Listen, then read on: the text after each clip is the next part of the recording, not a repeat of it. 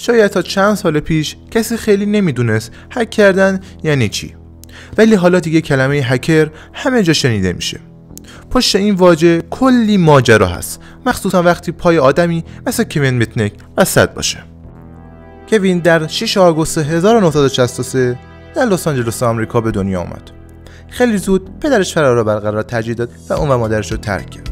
مادرش هم مجبور شد برای اینکه خرج زندگی رو در بیاره با شیفت از صبح تا شب سر کار بره. کوین بیشتر وقتا داخل خونه تنها میموند. تنهایی براش تبدیل شده بود به یک عادت. از همون بچگی یاد گرفت چطور خودش رو سرگرم کنه. ذهن خلاق و باهوشی داشت. به راحتی متوجه میشد اطرافش چه خبره.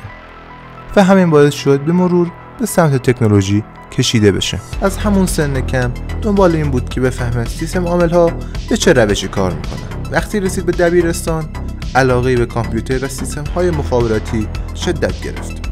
یک تلفن ساده دستش گرفت و کاری کرد که بتونه مجانی به هر جایی که میتونه زنگ بزنه. و این فقط یک شروع بود. مدتی بعد یکی از شرکت‌های بزرگ مخابراتی رو هدف قرار گرفت. پاسیفیک بل وارد سیستم شد و یک سری اطلاعات حساس رو برداشت، ولی از اون اطلاعات استفاده نکرد. فقط میخواست ببینه میتونه این کار رو انجام بده یا نه. درست براش مثل یک امتحان آخر ترم. اما همین ماجرا باعث شد دستگیر بشه، چون هنوز 17 سالش نبود. به 3 ماه حبس در مرکز اصلاح و تربیت محکوم شد. بعد از آزادی پیشنهاد شد که برگرده مدرسه و دیپلم بگیره، ولی گفت تصمیم گرفتم به دنبال کار خودم برم، هک. ولی این بار با احتیاط بیشتر. دیگه مثل قبل بی‌پروا جلو نمیرفت. با برنامه کار میکرد و هر قدمش حساب شده بود.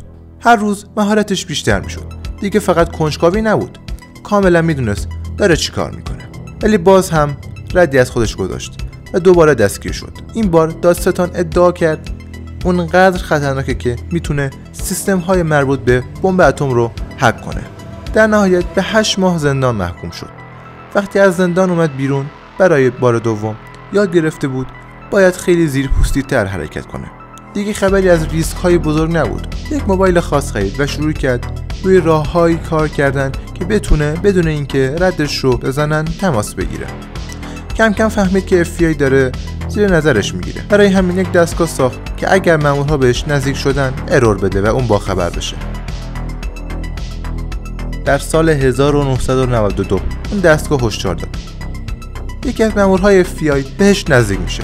کوین فوراً خونه رو مرتب میکنه و هر چی لازم بود پنهون میکنه. بعد از اون اسمش رو عوض کرد و گذاشت اریک وایس. با هویت جدید فرار کرد و یک زندگی زیرزمینی رو شروع کرد. توی این مدت رفت سراغ شرکت‌هایی مثل موتورلا و نوکیا. هدف این بود که کدهای منبع نرم افزارشون رو در بیاره.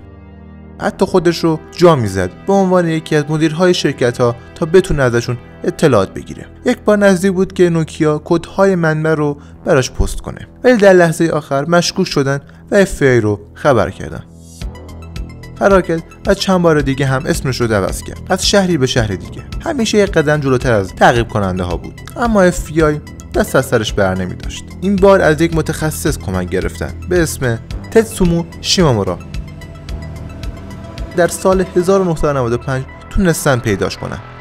15 فوریه ساعت 1:30 شب توی یک هتل توی ایالت کالیفرنیای شمالی کوین رو دستگیر کردن. در دادگاه گفتن که بیش از 300 میلیون دلار به شرکت‌های مختلف خسارت زده، ولی وکیلش دفاع کرد و گفت هیچ اطلاعاتی که به دست آورده رو استفاده منفعتی نکرده و در نهایت به 5 سال زندان محکوم شد. بعد از اینکه آزاد شد، دولت آمریکا خودش اومد سراغ کوین. بهش گفت کمک کن تا امنیت سیستم هامو بهتر کنم. از اون به بعد به عنوان یک هکر کلاسیفی شناخته شد، کسی که شرکت ها استخدامش میکردن تا سیستم هاشون رو تست کنه و نقاط ضعفشون رو پیدا کنه.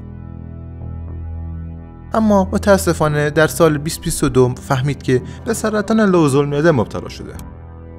وقتی بیماری رو تشخیص داده بودن که پیشرفت زیادی داشت و فقط چند ماه بعد در سن 59 سالگی از دنیا رفت.